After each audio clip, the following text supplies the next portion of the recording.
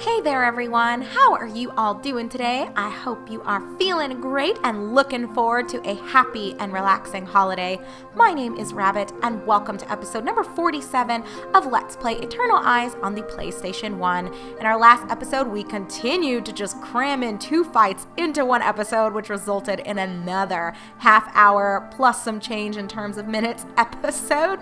So we will try to be mindful and keep this one a little more brief, although, and I probably will save these sorts of comments for an actual holiday update vlog, because I haven't really done a big vlog in a while. So I had recently released some polls, just gathering general feedback, and it seems like a lot of people are actually wanting in future series for me to consider longer episodes. So I'm not sure what that will look like.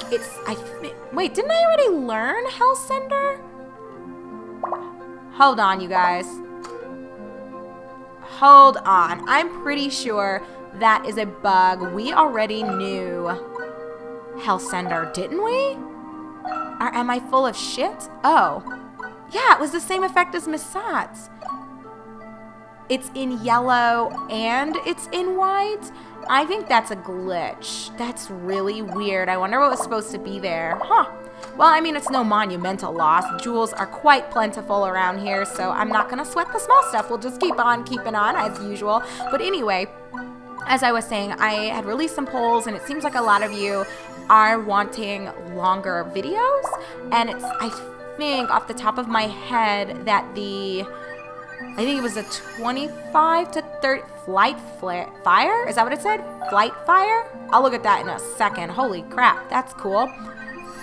I believe 25 to 30 minutes was the number one result, with 20 to 25 being the second. So it seems most people are wanting, I would just guess, around the 25 and above mark.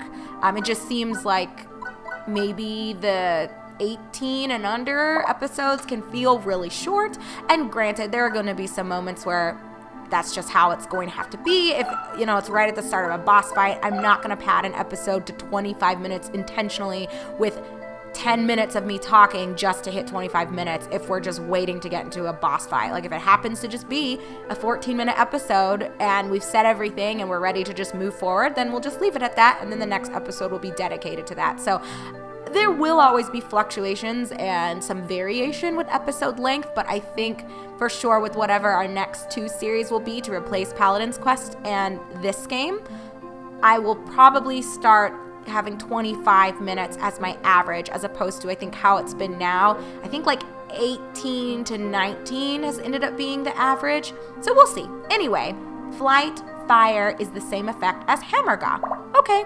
Very cool. Nothing new to see here, friends, except for that odd issue with Olivier getting Hellsender twice. I have not seen that before, and I'm not sure if it's an error with the actual puppet or what is going on, or if it's just a random glitch that happened on my end. But it doesn't matter that much. It's certainly not worth being concerned about.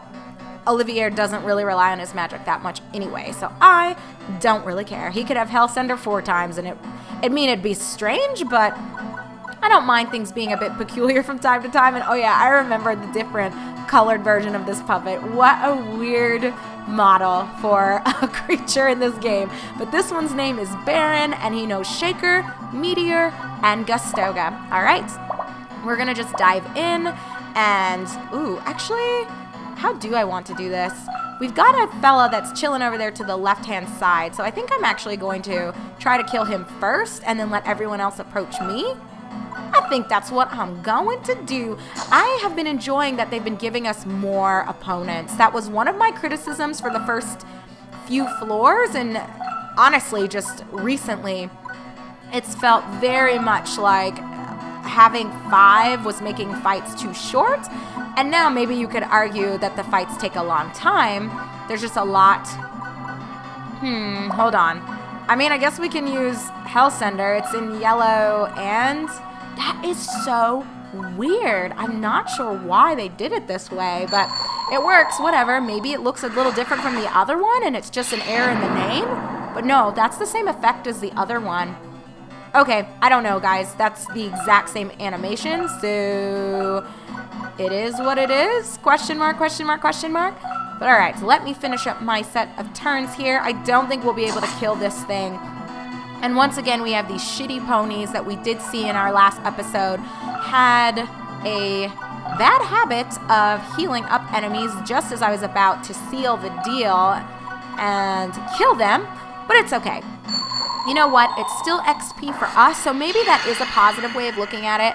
I was saying that in our last episode, when I was kind of raging about it, that it felt as though our first set of turns was kind of for nothing and nothing changed since the enemy got healed to 100% HP. But when you think about it, that was still extra XP for everyone to gain because they ended up re-attacking everything again.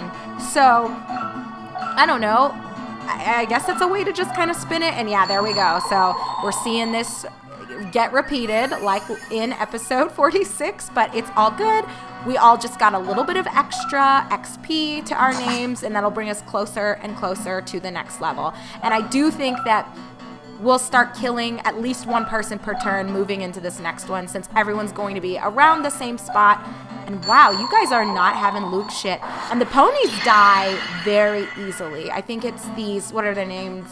King Kareen, I believe, if I recall correctly. They've got a bit of HP, so it's going to be kind of tough to take them down, but not too bad. We'll actually open with Olivier here, 428. He should do 300. Yeah, 331. So Luke will be able to finish this up. I'll actually move down one because I might want to attack this guy next. We'll wait on you. Lukey Dookie can take a sidestep, and this should be a wrap. He's 97. Luke does about 100 and some change. Oh, never mind. It's not too far from 200 there. So, woo, that was a wrap for him. We've got this guy chilling here, but I'm not going to be able to kill it. So, instead, let's shift focus to the pony.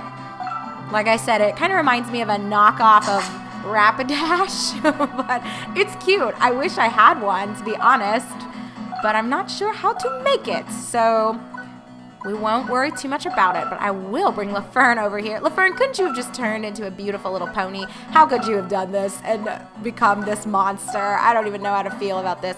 Oh, we can't get up there like that, but whatever. We'll tackle two of them, get him a little low, and we'll kill a pony, I think, in the process. Actually, he might not die. Well, whatever. He can't heal himself and the King Kareen. So it's your move, enemies. Your move. So on a more personal note, in our last episode, I was sort of just sharing with you guys a conversation I had with my BFF about, just really saturating and cluttering your schedule when you're more trying to escape things going on. And he and I both kind of reached the conclusion where we realized that probably during my youth I did it just so I could be distracted from everything going on. But what's interesting is that there's not really a need for that anymore because my life is very calm and very peaceful, and I am happy to say that even though it did take a long time and it was a challenge to get here and to overcome a lot of the obstacles that I had starting out, I feel like by the time I hit, I would say 25, maybe 26, when I was done with graduate school and I was really in my first big girl job and Andrew started his program and was on his way, it just felt like things really started to transform for the better. I don't know, it just felt, oh no, I don't want to end my turn. Are you kidding? That would be a very big mistake here. I'm really just trying to get over here to the pony. He's fucking me up though, because he won't die, and I think he's just gonna bring himself back up. So this is what's not good about my team being too spread out, but I guess you could also look at it that I might be able to kill a few of them here, and then eventually we'll just all run up together. But yeah, Olivier is going to kill anyone he touches, so I really don't need to worry about him too much. He can kind of go and do his own thing. It's everyone else that sort of leaves a bit to be desired when they're left to their own devices, because we don't have enough to finish up. Ooh, maybe we do. Here's the question. I'm going to actually leave Haresh here. And if I could just pull Lafern up here We want a big hitter, you guys. We're going with Timpica. 33, it's a wrap for this pony. So I lied. We were able, with just the 3 of them, to kill this one pony.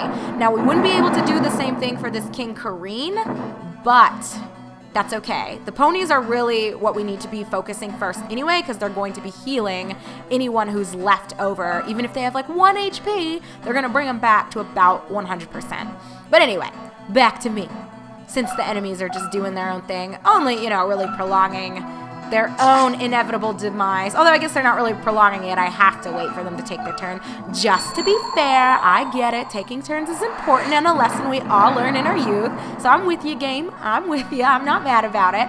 But it's interesting thinking now that I still have had this habit of just saturating my schedule and filling every single break and every single bit of downtime with something to do. So I know Andrew and I have been talking a little bit more seriously about how soon family planning is on the horizon, because I know for me personally, I am really ready, you guys. I don't know how to really word this other than just to say I feel like I've wanted to be a mom, and I knew I wanted to be a mom since I was in my late teens, early 20s. I've just always really loved kids. And it's not even in that, how should I say this? It's not in that sense of I want to pass on my legacy and blah, blah, blah. I don't care about those sorts of things.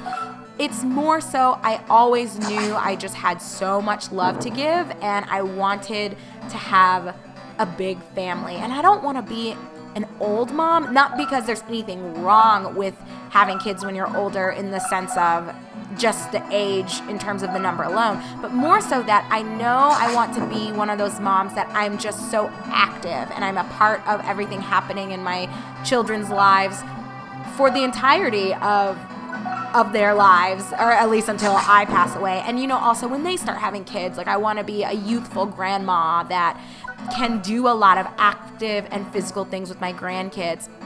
Some of the fondest memories that I have when I would spend holidays with friends, because like I said, there was a lot of stuff that went on during my youth. So there was a period of 3 years where I actually spent Christmases and Thanksgivings not with my family, but with friends. It might have been more than just 3. I can remember 2 Christmases I spent with one of my girlfriends named Maggie. And then I had 2 summers in a row where I spent 2 months staying at someone else's house completely. Not even an exaggeration. I literally just packed my bags for a month, and I just did laundry there, and I had not my own room. I slept with one of my girlfriends named Mary, and it was just what I needed. And my dad was so great, and he was so understanding. Looking back on it, I wonder if it was really hard for him to see that one of his kids just needed to get away for multiple months. And maybe that wasn't the right approach for me, even reflecting on my own involvement in that, perhaps it would have been better to grin and bear it more, but I just reached a point where I had to advocate for my own sanity, you guys. It was just so wild for a while. But I do have some regrets, I think, about things like that, because I do recall how much my dad loved having us all home together and how happy it made him when he would see us and talk to us. And, again, I know I had already mentioned that it's not productive and it's not healthy to just sit and stew on things that you wish had been different because you can't change them. But I do think if I could change anything, I wish, and I'm sure a lot of people say this and think this, I wish there was a way that I could take my understanding of the world and my understanding of myself and human behavior now and have that level of cognizance and sentience and mindfulness as 15-year-old me. And yeah, it's hard to fault yourself when you're looking back on what 15-year-old you understood in the midst of a lot of trauma and a lot of stress. It's a totally different beast, and it's unfair to expect that a 15-year-old would be able to process things the same as someone nearing 30.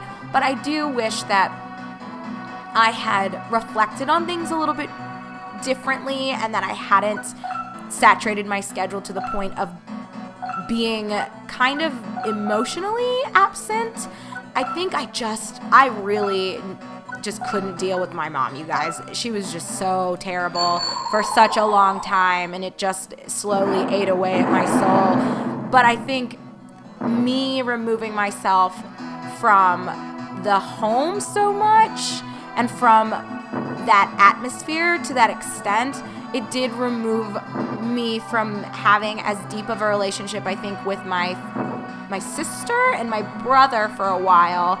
And it didn't hurt my relationship with my dad. Like, we've always been pretty close. Oh, fist of rage. But I think we could have been closer had I not been so distant just from the idea of our family unit and the reality of our family unit. Because, yeah, I spent multiple U.S. Thanksgivings and U.S. Christmases with friends and multiple summers for many days in sequence away from home. And I just was cut off, shut off, out of touch. I just didn't want to deal with it. But again, how can you really fault 15, 16-year-old me for just trying to have some level of peace? So fist of rage is new, increase your spiritual force to its limit. Blows of maximum rage could destroy even heaven. Okay. This team, the creative team that did these descriptions, were just wild in with some of these. What are they even talking about? Well, let me see if this is an appropriate upgrade from Dragon Claws. It sounds like it's going to be, I don't know, not for 50 being taken away from my HP. I don't think so. That is not even close to being worth it.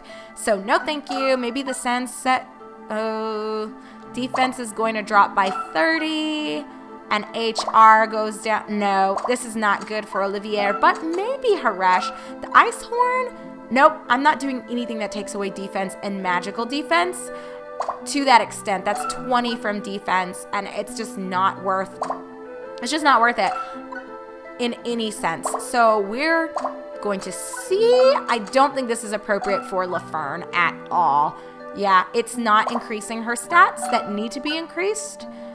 No. Nope. So this is just another one that can kind of sit here if I did feel motivated to try creating another puppet just to use from the base puppet that we ended up finding, the magical puppet, if you will, then maybe some of these items would be more appropriate. But as it stands right now, absolutely not.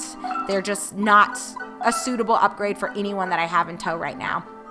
So, all right, let's move on down the line. HP up for Olivier. That's always nice. Granted, I think everything only goes up by like 1 point, so it's only doing so much. But anyway, so I told you guys that I'm really looking forward to, I think, my 30s and us starting to plan for some kiddos because I am wanting to be a younger mom. I do kind of regret that we didn't have kids sooner. I would have liked by this point to have had at least one, if not two. Oh, Miss Cutter, we've seen that before. I don't know. I just have always felt like I really want to be that youthful parent and that youthful grandparent that's very immersed in the lives of my children as well as their children. And it's going to be a little bit harder if we just start having kids in the next 3 years versus already having one or two. But I'm planning on adopting two. So our home is going to be full of laughter and tears. It's going to be a blast. That's always been a dream of mine to just have a big, happy family. My only other, I guess, major regret with that, yep, same effect as Shaker. We've seen this before. It's this again. That's why we've seen it before, because Haresh already has it as yellow. Why are they double dipping into some of these names? This is crazy. I don't know. But I'm guessing it's not a glitch. It's the second time this has happened, and it's been yellow with something else. So who really knows? But to finish up my thought, I think one of my biggest regrets, I think with all of it, it's not even about starting to have kids late, but that I wasn't able to involve my dad in the process. Like, I think even if we had just moved him in with us a year or two ago and him been a part of our family, even in still the planning phase where we're like, okay, we have 3 more years of you doing postdoctoral work. I want to be pregnant at least for that last year. So around when you graduate, baby number 1 might be on its way, if not already here. I just wish my father could have been a part of more of the planning period because I know he wanted to be a grandpa so badly. And I think I really I feel a lot of guilt about that because my brother passed away when he was 26, so that was back in 2011. So getting grandkids from him obviously was not an option. And then Bear, you know, she's still finishing up school, so it wouldn't make sense to expect her to pop out kids. So I feel like it really rested on my shoulders, and I feel like I let my dad down in that sense. So, you guys, so much regret, but I guess life doesn't always turn out like you want it to, but that's okay, because we can look forward towards happier times and making the most out of what we do have, and understanding that as long as you try to make the best choice you can with the options you were given.